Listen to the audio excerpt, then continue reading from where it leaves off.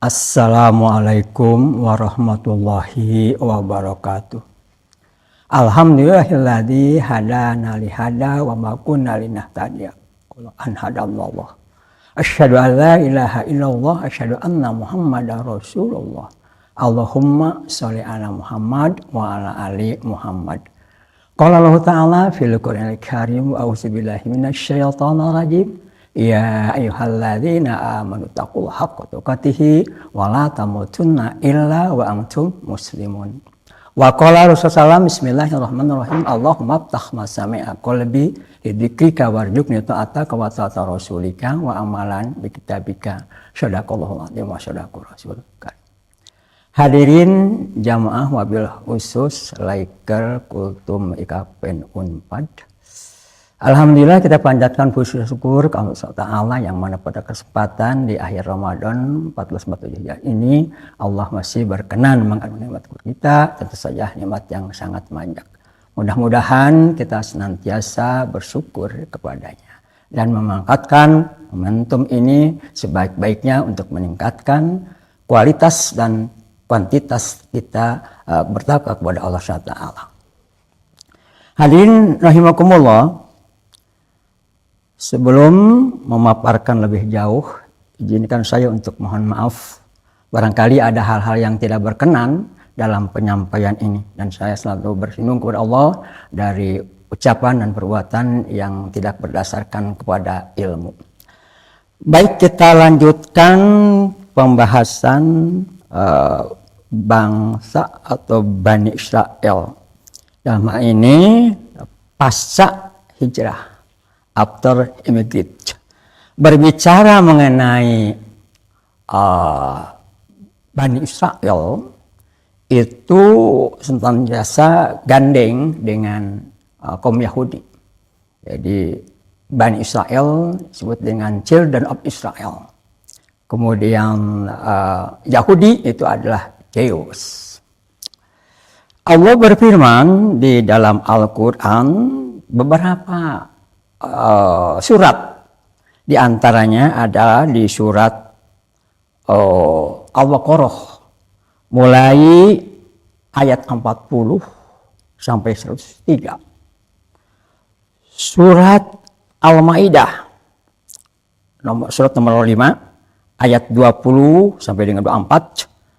Kemudian surat Bani Israel surat 17 ayat 101 sampai 104, surat Toha 120 ayat 78 sampai 81. Kemudian yang kelima surat Asy-Syu'ara surat nomor 26 ayat 22 sampai 65. Kemudian surat Al-Qasas surat nomor 28 ayat 456. Kemudian surat ke-7 Ad-Dukhan surat ayat 30 sampai 33.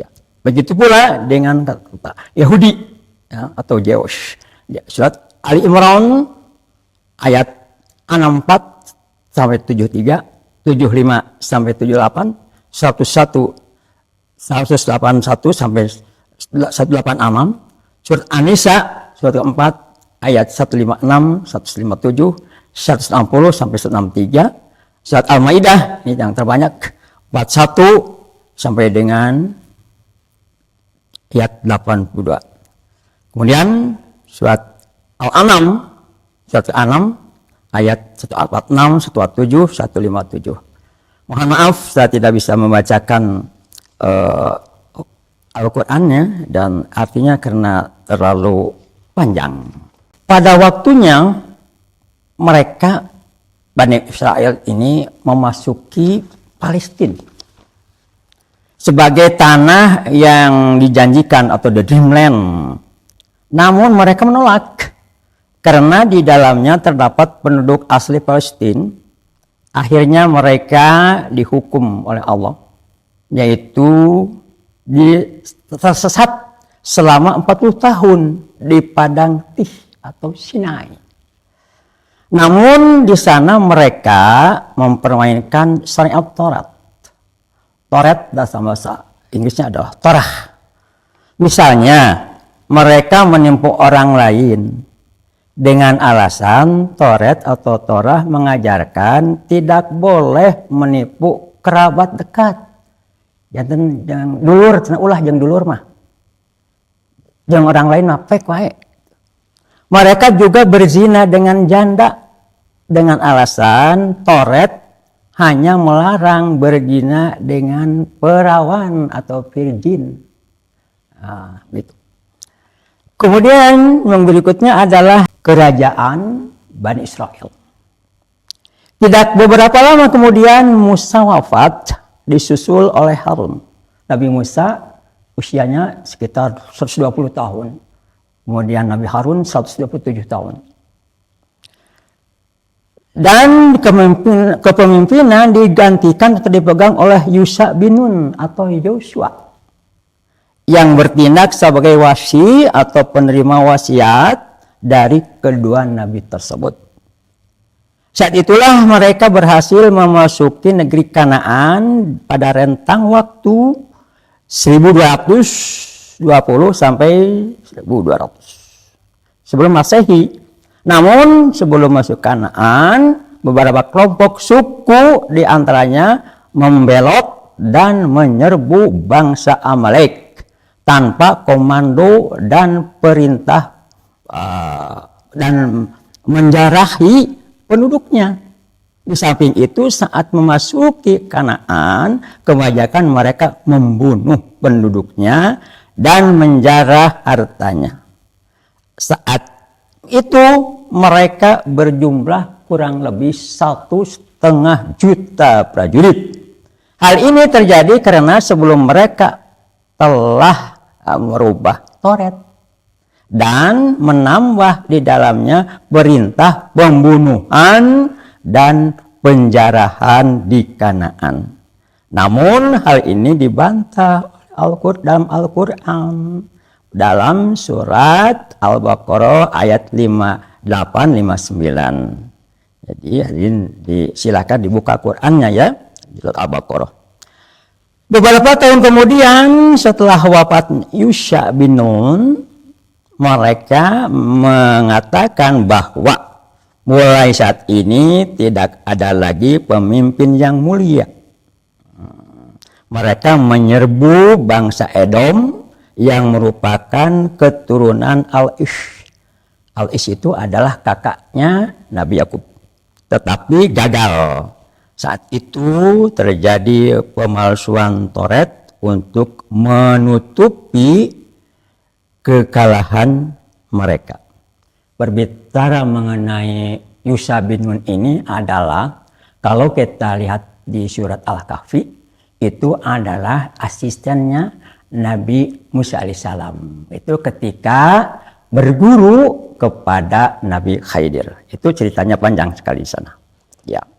Yang isinya mengatakan bahwa Edom tidak boleh diserbu. Namun beberapa tahun kemudian mereka menyerbu Edom lagi setelah memiliki kekuatan penuh. Beberapa tahun kemudian penduduk asli Kanaan yang dipimpin oleh Raja Arad memberontak. Hal ini terjadi karena Bani Israel senantiasa menindas mereka. Namun pemberontakan itu gagal. Kemudian Bani Israel mencaplok wilayah negara tetangganya. 1967 juga mencaplok gitu ya. Israel itu, negeri yang sekitarnya. Di sini yang negeri yang dicaplok itu ada Hesibon yang dipimpin oleh Raja Simon atau Simon, putra Nabi Yakub yang kedua. Akhirnya terjadilah pertempuran. Akan tetapi kerajaan Hesibon kalah dan pasukan Bani Israel leluasa membantai penduduk sipilnya. Baik itu orang tua, muda, wanita, dan anak-anak. Kasus yang sama juga terjadi pada suku Amori yang dipimpin oleh Raja Basan. Beberapa saat kemudian Bani Israel ini menyerbu kerajaan Moab yang dipimpin oleh Raja Balak, akan tetapi gagal. Maka untuk menutupi kekalahannya, mereka menambah di dalam Toret yang isinya mengatakan bahwa Allah melarang tanah Moab untuk dimiliki oleh Bani Israel. Namun beberapa tahun kemudian setelah mengumpulkan kekuatan penuh, Bani Israel kembali menyerbu Moab. Akan tetapi pertempuran ini berakhir dengan seri. Nah, mungkin 0-0 atau dan sebagainya ya. Setelah itu kejahatan Bani Israel semakin merajalela, baik terhadap bangsa-bangsa di sekitarnya maupun terhadap penduduk asli Kanaan. Ciri utama Bani Israel di dalam setiap pertempuran adalah perbuatan yang sadis di luar peri kemanusiaan dan menyalahi komando pimpinan mereka. Kalau sekarang ada peperangan, kumaha dewek ke Cina ini serbu atau nama tah seperti ini. Ya sekarang Lebanon, bukan saja Palestina, kemudian daerah-daerah yang diserbu. Itulah ciri mereka. Hal ini terjadi karena mereka memiliki legalitas. Yaitu satu ayat dari kitab Taurat yang dipalsukan, yang isinya mengatakan bahwa Musa sebelum ke Sinai memimpin penyerbuan ke negeri Madian. Di sana mereka merampok harta, hewan ternak, dan anak-anak perawan. Padahal kita ketahui hal ini tidak mungkin dilakukan oleh seorang nabi.